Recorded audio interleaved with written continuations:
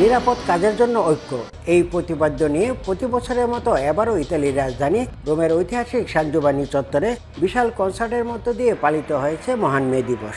দিবসটি উপলক্ষে রোমের বিভিন্ন স্থানে খেলাধুলা প্রদর্শনী সহ 10টি কর্মসূচি উদযাপিত হয়েছে। রোমের এই কনসার্ট শুরু হয় স্থানীয় সময় বৃহস্পতিবার বিকেল 3টায়, চলে মধ্যরাত পর্যন্ত।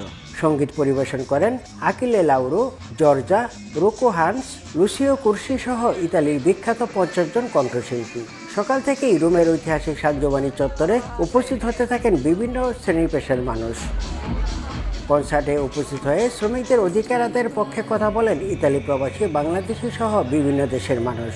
যেন সারা পৃথিবীর মানুষ, শ্রমিক মানুষ যারা আছে তারা যেন ন্যায্য অধিকারটা পায়, সেজন্য আমরা কনসার্টে আসছি। আর ভালো লাগলো এখানে। আমি চাচ্ছি যে এখানকার নেই সারা পৃথিবীতে যাতে শ্রমিকদের ন্যায্য অধিকার বহাল থাকে।